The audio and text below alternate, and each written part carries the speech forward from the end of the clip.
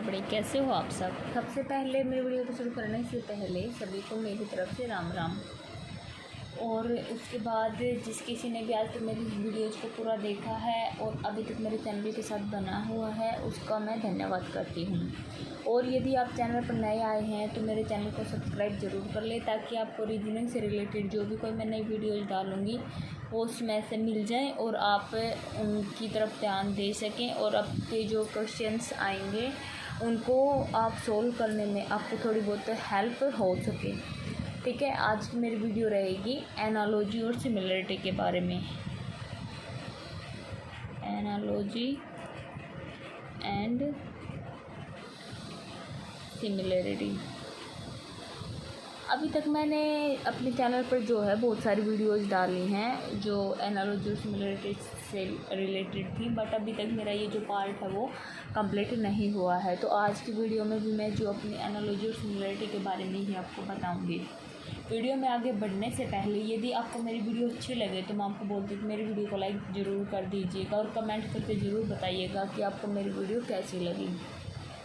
चलिए अब हम बात कर लेते हैं क्वेश्चन की। क्वेश्चन नंबर 35 क्वेश्चंस हम हमारी पहले वाली वीडियोज़ में कर चुके। ठीक है, हमारे पास यहाँ क्वेश्चन है चारा मवेशी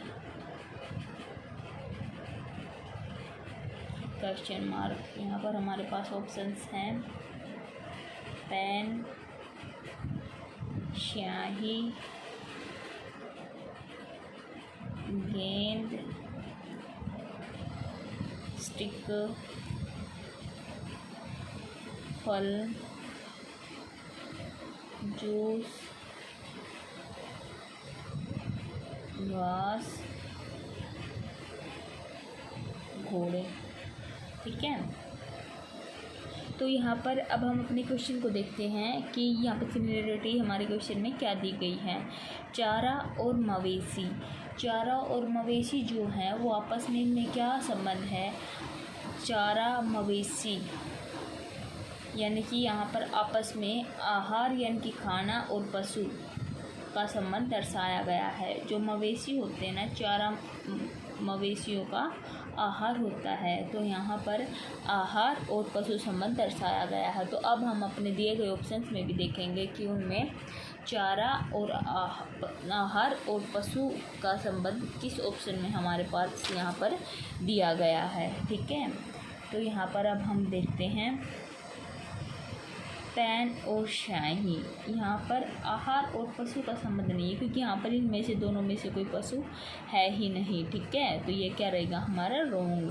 गेंद और स्टिक, इसमें भी कोई पशु नहीं दिया गया है, ये भी हमारा क्या रहेगा रोंग। फल और जूस, इसमें भी हमारा कोई पशु नहीं दिया गया है। घास और घोड़े, हाँ ये ऑप्शन जो हमारा राइट रहेगा क्योंकि घोड़े जो होता है पशु होता है और घास जो होता है इस पशु का जो घोड़ा है उसका आहार होता है। तो जिस प्रकार से हमारे क्वेश्चन में सिमिलरिटी दी गई है आहार और पशु संबंध की, उसी प्रकार से हमारे फोर्थ ऑप्शन जो है उसमें पशु और आहार की सिमिलरिटी दी गई है। तो यहाँ पर हमारा राइट आंसर क्या रहेगा fourth. First is wrong, second is wrong, third is wrong, fourth is right answer. ठीक है, चलिए अब हम अपने क्वेश्चन की इम्पोर्टेंस की बात कर लेते हैं। तो यह क्वेश्चन जो है हमारा एसएससी के +2 लेवल पर जो डाटा एंट्री ऑपरेटर और एलडीसी की जो परीक्षा हुई थी 2011 में, यह उसके ईस्टर्न जोन में आया हुआ है, इसलिए जो क्वेश्चन है हमारे लिए इम्पोर्टेंट रहेगा। ठीक है, अब हम बात कर लेते हैं अपने नेक्स्ट क्वेश्चन की।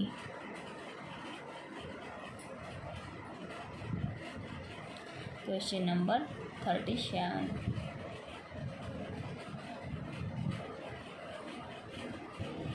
यहाँ क्वेश्चन दिया हुआ है हकलाहट यानी कि हकलापन और बोलना,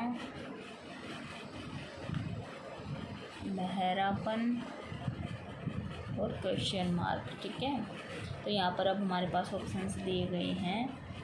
फर्स्ट कान, सेकंड सुनना, थर्ड है शोर और फोर्थ है शोरगुल। ठीक है, यहाँ हमारे पास ये 4 ऑप्शंस जो है दिए गए हैं। तो चलिए अब हम यहाँ पर अपने क्वेश्चन को समझते हैं। जो हकलाहट और बोलना, इन दोनों में आपस में क्या सिमिलरिटी है?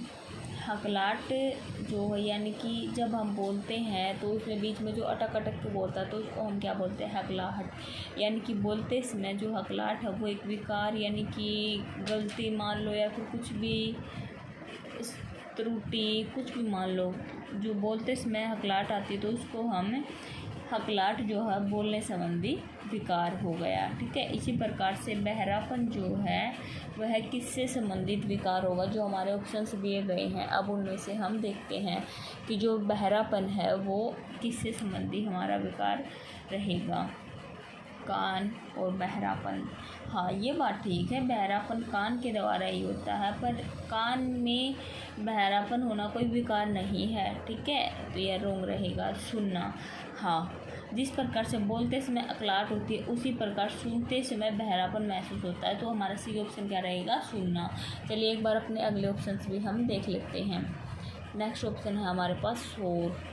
नहीं, शोर से भी में बहरापन नहीं महसूस होता है और शोरगुल से भी नहीं होता है। ठीक है, तो यहाँ पर हमारा राइट ऑप्शन क्या रहेगा? सुनना। First is wrong, second is right, third is wrong, fourth is wrong. ठीक है, समझ गए? यदि कुछ समझ में ना आए तो आप कमेंट कर सकते हैं, मैं कमेंट का रिप्लाई आपका ज़रूर करूँगी।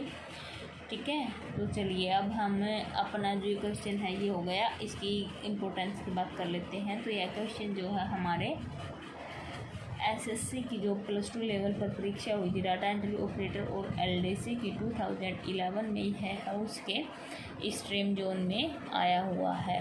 ठीक है, समझ गए यहाँ तक? तो चलिए अब नेक्स्ट क्वेश्चन पे। तो हमारा नेक्स्ट क्वेश्चन है क्वेश्चन नंबर 38।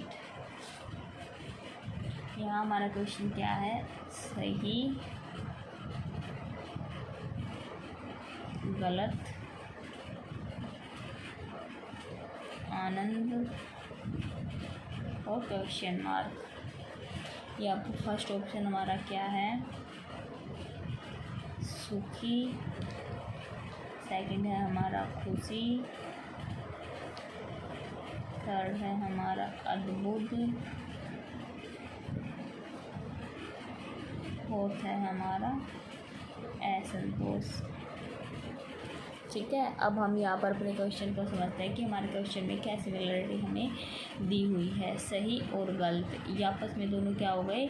विपरीत अर्थ हैं, यानी कि इन दोनों का आपस में विपरीत अर्थ निकलता है। सही सही होता है और गलत गलत होता है, तो ये आपस में एक दूसरे के उल्टे हैं। तो ये सही और गलत आपस में क्या है? विपरीतार्थक हैं। ठीक है, उसी प्रकार से अब हम आनंद देखते हैं किस चीज़ का विपरीतार्थक रहेगा। तो हमारे पास ऑप्शंस क्या दिए हुए हैं यहाँ पर? सुखी, खुशी, अद्भुत और असंतोष। सुखी और आनंद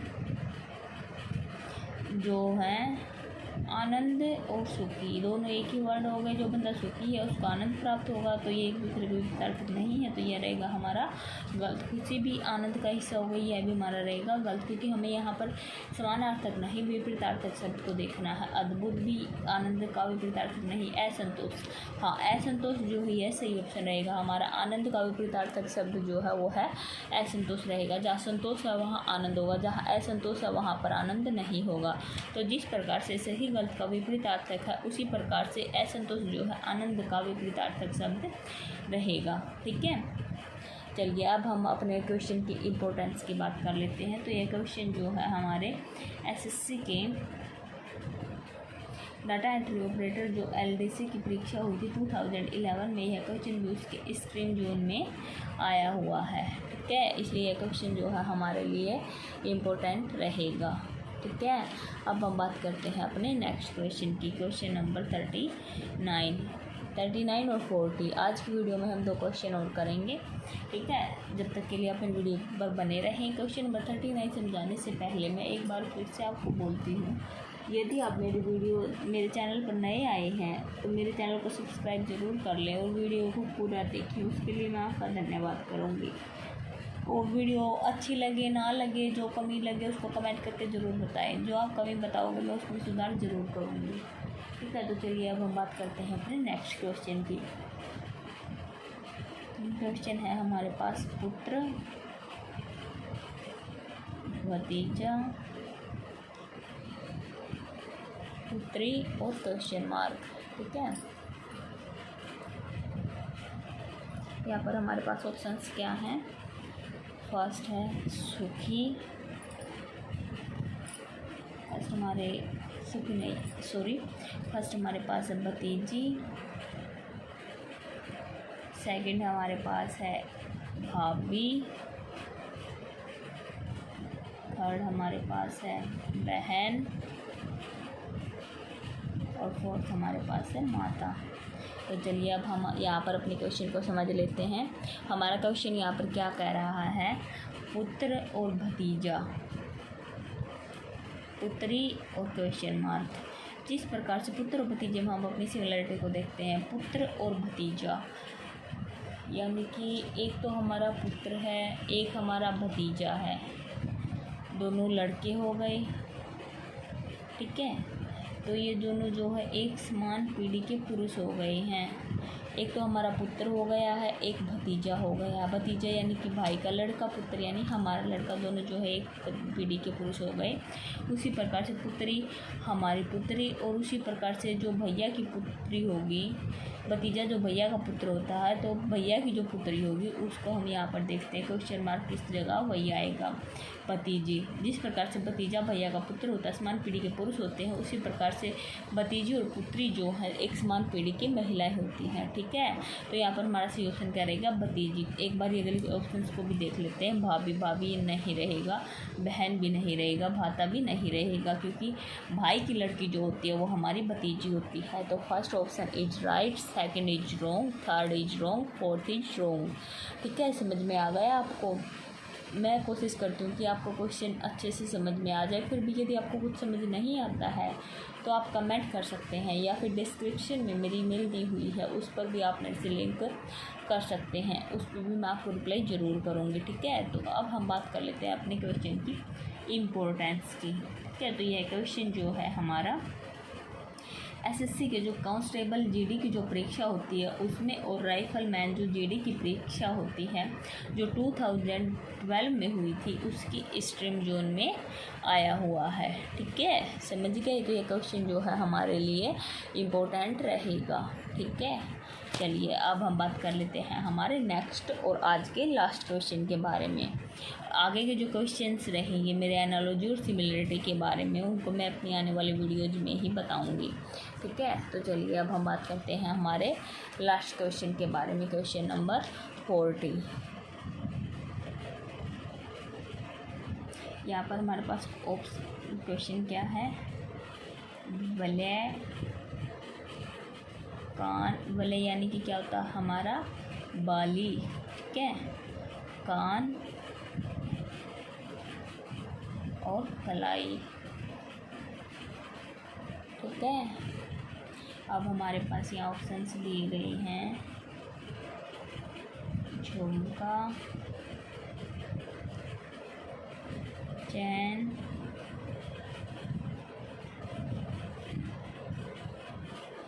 चूड़ी और रिबन। ठीक है, चलिए अब यहाँ पर हम अपने क्वेश्चन को समझ लेते हैं। वलय यानी कि बाली जो है वो कान में पहनी जाती है। ठीक है, ये तो हर किसी को पता ही होगा, इसमें तो कुछ समझाने का है ही नहीं।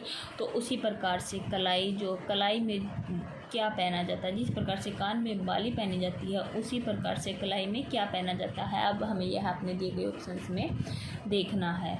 जिस प्रकार से कान में बाली पहनते हैं उसी प्रकार से कलाई में जो है चूड़ियाँ पहनते हैं। ठीक है, ये बात तो हर किसी को पता ही होगी।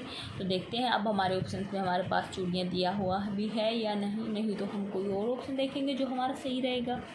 झुमका, झुमका जो है कलाई में नहीं पहनते। चैन, चैन जो है कलाई में नहीं पहनते। चैन गले में पहनते, कलाई में नहीं पहनते। चूड़ी, हाँ चूड़ी मैंने आपको पहले ही बता दिया, कलाई में जो चूड़ियाँ पहनते हैं, तो चूड़ी हमारा सही ऑप्शन रहेगा। रिबन, रिबन भी हम कलाई में नहीं पहनते हैं। तो यहाँ पर हमारा सही ऑप्शन जो है वो क्या रहेगा, चूड़ी। ठीक है, first is wrong, second is wrong, third is right, fourth is wrong. ठीक है, मेरे हिसाब से आपको मेरे आज मैंने जो क्वेश्चंस करवाए हैं 4-5 वो आपको समझ में आ गए होंगे, और मेरी आने वाली वीडियो में भी मैं आपको सिमिलरिटी से संबंधित ही कुछ क्वेश्चंस समझाऊंगी। जब तक के लिए आप इंतज़ार कीजिए, और मैं भी इंतज़ार करती हूँ। अरे इंतज़ार का अभी तक तो वीडियो पूरी भी नहीं हुई है। चलिए एक बारी हम हमारे क्वेश्चन की जो इम्पोर्टेंस रहती है उसके बारे में बात कर लेते हैं, फिर आगे कुछ बात करते हैं। तो क्वेश्चन की इम्पोर्टेंस क्या है, यह क्वेश्चन जो है हमारे एसएससी की जो कांस्टेबल यानी कि जीडी की परीक्षा हुई थी, और राइफलमैन जीडी की जो परीक्षा 2012 में हुई थी, यह उसके स्ट्रीम जोन में आया हुआ है, इसलिए यह क्वेश्चन जो है हमारे लिए इम्पोर्टेंट रहेगा। यदि हम इसको तैयारी में रखेंगे तो यह ज़रूर जो हमारे कॉम्पिटिटिव एग्ज़ाम्स होते हैं उनमें हमारे लिए हेल्पफुल रहेगा।